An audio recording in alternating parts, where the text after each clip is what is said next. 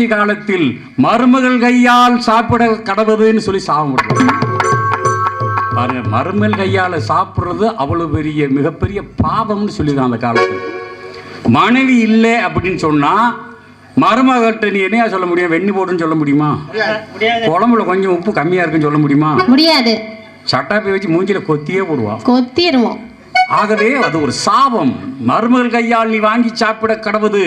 யாரு? பரதனை பார்த்து சொல்றார். பரதன் இல்ல பாவம், அந்த இடத்துலயே இல்ல பாவம், அப்படி ஒரு சாபம் எடுக்கிறார். அப்ப மனைவி என்பவள் இல்லைன்னு சொன்னா ஒருவனுடைய வாழ்க்கை சூனியமாய் போகும். அலைகிறார் இவர் வாட்டுக்கு. இன்னைக்கு தண்ணியை போட்டு குடும்பம் இருக்குது தெரியாம அலைகிறான். அது நாடு போற போக்கு அப்படி இருக்கு. மனைவி இல்லாதனாலே நாராயணன் அலைகிறார். நேர பூலோகத்துக்கு வந்தார். பூலோகத்துக்கு வந்து வேங்கடாத்திரியில வந்து புண்ணிய புஷ்கரணி கரையிலே உட்கார்ந்து அப்படியே தவம் இருக்கிறார். அப்படியே புற்று அவரை மூடிருச்சு. அப்போ எவ்வளவு நாளும் தவம் இருப்பார்னு பாருங்க, மனைவியை எண்ணி. அதே பகுதியில் இன்னொரு இடத்துல தான் அந்த அம்மா, கொல்காபுரம் இடத்துல அந்த அம்மாவும் இருக்கு. ஒருத்தர் சந்திக்க முடியல, ரொம்ப தூரத்தில் இருக்காங்க. அப்படியே ரொம்ப நாள் ஆச்சு. சரி, இப்ப சிவபெருமானும் பிரம்மாவும் நாரதரும் 3 பேரும் சேர்ந்து காக்கும் கடவுளான கண்ணன் இப்படி போய் படுத்துக்கிட்ட, கிருஷ்ணர் போய் படுத்துக்கிட்டான்னு சொன்னா இந்த நாடு இனத்துக்காகவும் உயிர்கள் இனத்துக்காகவும் ஸ்ரீமன் நாராயணன் போய் இப்படி தன்னை மறந்து தவம் இருந்தான்னு சொன்னா எதுல போய் முடியுமோன்னு சொல்லி வேகமா போய் கொல்காபுரத்திலே போய் லட்சுமியை போய் பார்த்து, என்னம்மா நீ வாட்டு இப்படி வந்துட்டு, அவர் போய் பார்க்கணுமே, அவர் போய் கூட்டி வரணுமே, உனக்கு இதே நல்லா இருக்கா அப்படின்னு சொல்லி லட்சுமியை சமாதானப்படுத்தி லட்சுமியை கூட்டி வர்றாங்க. லட்சுமிக்கு என்ன இருந்தாலும் கணவர் இப்படி கஷ்டப்படுறாருன்னா அந்த அம்மாவுக்கு எப்படி இருக்கும்? அந்த அம்மாவுக்கு அப்படியே மனசு கேட்கல. பதியின் கதியினை அறிந்தாளே உறைவிடம் திருமகளே, பதியின் கதியினை அறிந்தாளே மண்பின் உறைவிடம் திருமகளே, உயரம் படிந்து புலம்பினளே, உயரம் படிந்து புலம்பினளே, விரைந்து செயலும் புரிந்தனளே, ரமன் பசுவாய் உருவெடுத்தார், சிவன் கண்ணின் ஒரு தரித்தார், இளைய பெண் போல் திருமகளும், இளைய பெண் போல் திருமகளும், திருமால் உரையும் இடம் சேர்ந்தார், பதியின் கதையினை அறிந்தவளே பண்பின் உறைவிடம் திருமகளே, பதியின் கதையினை அறிந்தவளே பண்பின் உறைவிடம் திருமகளே. லட்சுமியை கூட்டிக்கிட்டு பிரம்மனும் சிவனும் வர்றாங்க. ஆமா, லட்சுமி தன்னுடைய கணவன் இப்படி கஷ்டப்படுறாரே என்று சொல்லி மனதிலே நினைத்து எப்படி வர்றாங்கன்னா, பிரம்மா பசுவாக உருமாறினார். சரி, சிவன் கன்றுவாக உருமாறினார். சரி, லட்சுமியானவர் ஒரு ஆயர்குல பெண் போல, ஒரு இடையர்குலை பெண்ணை போல, ஒரு மாடு மேய்க்கிறவளை போல லட்சுமி தன்னை உருமாற்றி கொண்டு 3 பேரும் வர்றாங்க. சரி, நேரம் வர்றாங்க. யார் எங்க வர்றாங்க? அந்த நாட்டு மன்னனை பார்க்க வர்றாங்க. பச்சை பசும் புள்ளை தேடி மேயனும் காளைகளா, பக்கம் பக்கம் தோட்டம் துறவு தாண்டாதீங்களா, பச்சை பசும் புள்ளை தேடி மேயும் கண்ணுகளா, பக்கம் பக்கம் தோட்டம் துறவு தாண்டாதீங்களா, ஜீவன் மேலே பாசம் வச்ச பசுகளா, காப்பக்கம் பால்கரக்கும் பார்த்து மேய்களா, பச்சை வண்ணம் போலே பாசம் வச்ச பசுகளா, பக்கா பக்கா பால்கரக்கணும் பார்த்து மேய்களா, மேச்சத்தரையில மேச்சல விட்டு மேலையும் கீழையும் நோட்டங்கள் விட்டு, மேச்சத்தரையில மேச்சல விட்டு மேலையும் கீழையும் நோட்டங்கள் விட்டு, ஈரமாட்ட நகி கெடுத்து மேனத்தியாகவே தெரிஞ்சுக்கிட்டு, ஈரமாட்ட நகி கெடுத்து மேனத்தியாகவே தெரிஞ்சுக்கிட்டு, தரையில ஒட்டியவ ஈரப்பட்டினியாக கிடந்திடாம், பச்சை பசும் புள்ளை தேடி மேயும் கண்ணுகளா, அக்கம் பக்கம் தோட்டம் துறவு தாண்டாதீங்களா, பச்சை பசும் புள்ளை தேடி மேயும் கண்ணுகளா, அக்கம் பக்கம் தோட்டம் துறவு தாண்டாதீங்களா. நேரம் அந்த மன்னர் இடத்துல வந்தாங்க. சோழ மன்னன் பசுவை பார்த்தா ராணியை கூப்பிட்டான். நம்ம கிட்ட இவ்வளவு பசுமாடு இருக்கு, இவ்வளவு கண்ணுக்குட்டி இருக்கு, இந்த மாதிரி மாடு இருக்கா? மாட்டை பார்க்கவே எவ்வளவு ஒரு கடாட்சம் இருக்கு, இந்த மாட்டை விட்டுறக்கூடாது அப்படின்னு சொல்லி அவர் சொல்றாரு. இந்த அம்மாவுக்கு ரொம்ப பிடிச்சு போச்சு. அடாடாடா, அந்த மாட்டை விடுங்க, அந்த மாடு கொண்டு வர அந்த பொண்ணை பாருங்க, ஆயிரகுளத்து பெண்ணை பாருங்க, எவ்வளவு அழகா இருக்கா. அந்த பொண்ணு இந்த மாட்டை மேய்க்குதுன்னா இந்த மாடு எப்பேற்பட்ட மாடா, எப்படிப்பட்ட மாடு அப்படின்னு சொல்லி இது விட்டுறவே கூடாது. இன்னைக்கு நாள் என்ன நாள்? இன்னைக்கு எப்பேற்பட்ட நாள்? இந்த நல்ல நாளில் வெள்ளிக்கிழமை அமிர்த யோகம், இப்படி நேரத்தில் பசுவும் கண்ணுக்குட்டியும் ஒரு நல்ல பொண்ணு கொண்டாந்து நம்ம வீட்டுக்கு முன்னாடி நிப்பாட்டுறான்னா எப்படி பாக்கி நமக்கு வரப்போகுதுன்னு தெரியலையே. வெள்ளிக்கிழமை அமிர்த யோகம் கண்ணாளா, தானே காத்திருந்தே பின்னாளா.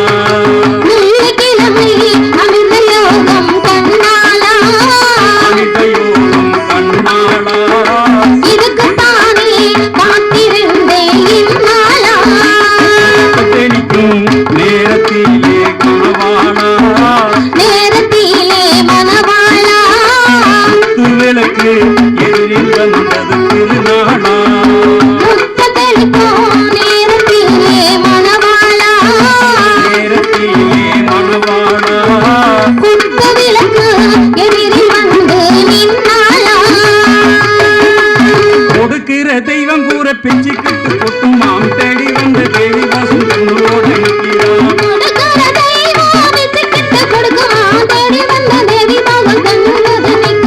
மலைத்து மலைத்து நல்ல வரவை கெடுக்காத மட்டிது போல் வாய்ப்பதில்லை மாற்று வேறு என்னாதே. மறுக்காதே இன்னும் பொறுக்காதே, கிடைக்காதது போல் பெருவேரே.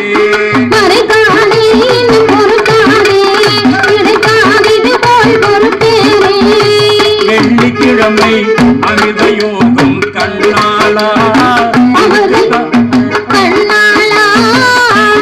தானே காத்திருந்தே பின்னாளா. நல்ல நேரம், நல்ல விதமாக நமக்கு வியாபாரம் அமைய போகுது. இந்த பசுவையும் கண்ணுவையும் உடனே பிடிச்சு போடணும் என்று சொல்லி அந்த பசுவங்கட்டை பிடிச்சுக்கிட்டாங்க. அந்த அம்மா லட்சுமி என்ன நினச்சா தெரியுமா? நம்மளுடைய கணவனுக்கு உண்டான வேலைகளை செய்துட்டு நம்ம இந்த இடத்துல இருக்கக்கூடாது, அவர் செஞ்ச தப்பு தான், அவர் அந்த தண்டனையை அனுபவிக்கணும். இப்போ அவர் பட்டி கிடக்கிறார், அதுக்கு உண்டான வேலையை மட்டும் பார்த்துட்டு நம்ம போயிடும் சொல்லி லட்சுமி அந்த இடத்த விட்டு போயிட்டா. சரி, இப்போ பசுவும் கண்ணையும் சோழப்பரசன் அங்கே இருக்கக்கூடிய அந்த இடையர்குல சிறுவங்கிட்ட கொடுத்து இந்த பசுவையும் கண்ணுக்குட்டியும் சேர்த்து மேய்ச்சிட்டு வரான்னு சொல்லி அனுப்புனாங்க. சரி, இப்போ பசுவும் கண்ணியும் அந்த இடையர்குல சிறுவன் அப்படி இப்படி மேய்க்க கொண்டு போகிறான். எல்லா மாடுகளும் மேய்ஞ்சிக்கிட்டு இருக்கு. இந்த போயிட்டு வந்த மாட்டை பால் வீச்சணும்னு சொல்லி போனால் பக்கத்தில் ஒன்று உதையுது, பாலே இல்லை. அப்போ என்ன ஆச்சு அப்படின்னு விட்டு இந்த பையனை போட்டு அந்த சோளை அரைச்சி, இனிமேல் இந்த பால் கொடுக்கலன்னா, அந்த மாடு பால் கொடுக்கலன்னா உன் உயிருக்கு உத்தரவாதம் இல்லை. என்ன ஆச்சு, இதோட பால் என்ன ஆச்சு அப்படின்னு கேட்டு இவன் அடிக்க போனான். ஐயோ, நம்ம நல்லா தானே மேய்ச்சிட்டு வந்தோம், ஏன் பால் இல்லாமல் போச்சு அப்படின்னு சொல்லி அந்த பசுவுக்கு பின்னாடியே போகிறான். மறுநாள் எங்கே தான் போகுதுன்னு பார்ப்போம், பால் இல்லாமல் எப்படி போகும், சின்ன கண்ணுக்குட்டி வச்சிருக்கிற இந்த பசு மாடு பின்னாடியே போய் பார்க்கான். பசுவும் கன்றும் பாதை மாறி போவதவன் கண்டான், மீது பால் சுரக்க கோபமிட கொண்டான். போவதவன் கண்டான்,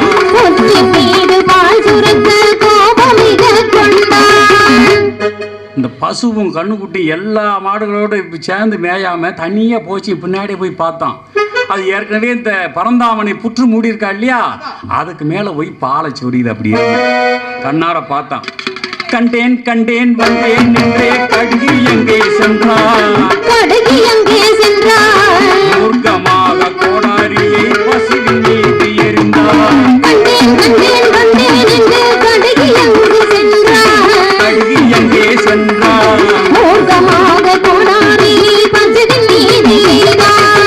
கையில் இருந்த கோடாரியை பசு மீது வேகமாக எரிஞ்சான். இப்படியா பண்ணிக்கிட்டு இருக்க நீ, அந்த அம்மாட்ட நான் வசதி வாங்குறேன் அப்படின்னு சொல்லி வேகமாக தூக்கி எரிஞ்சான். எரிஞ்ச உடனே அது வரைக்கும் தன்னை மறந்து உள்ளே கிடந்த பரந்தாமன் இந்த பால் வெள்ளனாலும் அந்த பாலெல்லாம் சாப்பிட்டு கொஞ்சம் தெளிச்சான உடனே ஐயோ இந்த பசு மீதெல்லாம் கோடாரி வச்சு எரிய வரான்னு சொல்லி பரந்தாமன் திடீர்னு புற்றிருந்து எந்திரிச்சு கோடாரியை தாங்கினார். அப்படி தாங்கணும் கையை எந்தனாரா இல்லையா? புற்றில் இருந்த புருஷோத்தமர் பட்டனவே எழுந்தார். பழுப்பில்லாத ஆவை சேர்ந்தனை நின்றார். பட்டனவே எழுந்தார். வெற்றி மீது பட்ட காயம் ரத்தம் வீரலாச்சி. இருந்த பசுவின் கோபம் கட்டு நீரலாச்சி.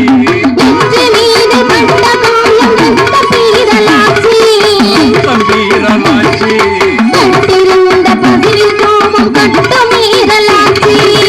கோடாரியை பரந்தாமன் தாங்கி பிடிச்ச உடனே அந்த கோடாரி இவருடைய நெற்றியிலே விழுந்தது. நெற்றியிலே விழுந்த கோடாரி விழுந்த இடத்திலிருந்து அப்படியே ரத்தம் பீரிட்டு அடிக்கிறது. அந்த பசுவின் மீதெல்லாம் தெளித்தது.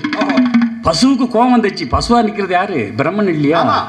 பசுவுக்கு கோபம் வந்து ஐயோ பரந்தாமன் மேலையில விழுந்துருச்சின்னு சொல்லி அந்த ரத்தம் பசுவின் மீதெல்லாம் விழுந்த உடனே பசு வேகமா அரண்மனைக்கு போச்சு. அரண்மனைக்கு ரத்தத்தோடு பசுமாடு வந்த உடனே சோழ ராஜனும் அந்த அரசியும் பின்னாடியே ஓடி வந்தாங்க. என்ன நடந்தது ஏது நடந்ததுன்னு சொல்லி பின்னாடியே வந்து நிக்கிறாங்க. பரந்தாமன் நிக்கிறார் ரத்த காயத்தோட. அப்ப இவர் கேட்கிறார், கேம்பா உன்னுடைய நாட்டிலே ஒரு குடிமகனுக்கு அரண்மனையிலிருந்து எடுத்து சாப்பிட நீதி இல்லையா? சாப்பிடக்கூடாதா? நீ ஒருத்தன் தான் அதை அனுபவிக்கணுமா? இந்த அரண்மனை உனக்கு சொந்தமா? இங்க இருக்கிறவங்களாம் வரி கொடுக்கலையா? அது அரண்மனையிலிருந்து ஒரு சொட்டு பால் யாரும் சாப்பிடக்கூடாதா? நேரையா அதை கேட்டான்.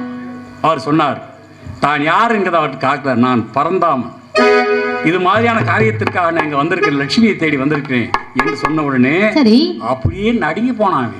ஆளை பார்த்த உடனே அப்படியே நடுங்கி போனான். ஐயோ பரந்தாமன் இல்லையா, நான் கோடாரி வச்சு அடிச்சுட்டாவே அப்படின்ட்டு அவன் பார்த்து அப்படியே இடையர் உழைச்சிருவன் கீழே விழுந்துட்டான். போத்துன்னு ராஜன் அப்படியே காலில் விழுந்தான். ஆதியே அறிவினை கடந்த விண்ணக பொருளே ஆக்கினை கரத்தவனே வானத்துள் வானவனே என்னை மன்னிக்க வேண்டும் ஐயா. தானத்து சிறிதேவி மணலனே ஜோதிக்கு ஜோதி என்னை மன்னிக்க வேண்டும் என்று சொல்லி காலில் விழுந்து ஆரென்றறியவில்லை அறிந்தும் புரியவில்லை பாரின்றறிய கண்டேனே இறைவா பாரி நான் செய்தது பிழையே. ஆரென்றறியவில்லை அறிந்தும் புரியவில்லை பாரின்றறிய கண்டேனே இறைவா பாரி நான் செய்தது பிழையே.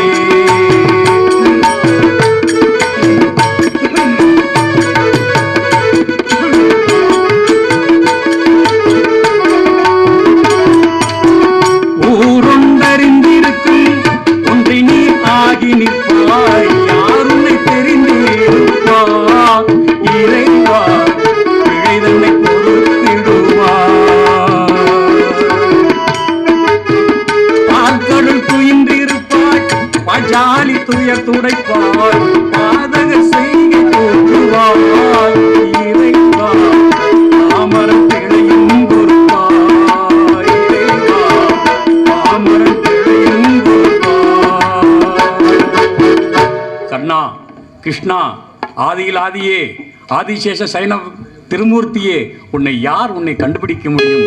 மாயனாக இந்த உலகத்திலெல்லாம் நிறைந்திருப்பவனே ஜோதிக்கு ஜோதியே என்னை மன்னித்து விட வேண்டும் என்று சொல்லி காலில் விழுந்தான். ஆனால் இவர் மன்னிக்க தயாரா இல்லை. ஒரு குடிமக்கள் தவறு செய்வதற்கு மூல காரணம் அந்த அரசன் தான். அரசன் தப்பு செய்தால் எல்லா குடிமக்களும் தவறு செய்வார்கள். ஆகவே குடிமக்கள் செய்த விழை கொற்றவனை கூடுமன்றோ? குடியரசு செய்தவரு குடிமை நீதி தவறிவிடும்.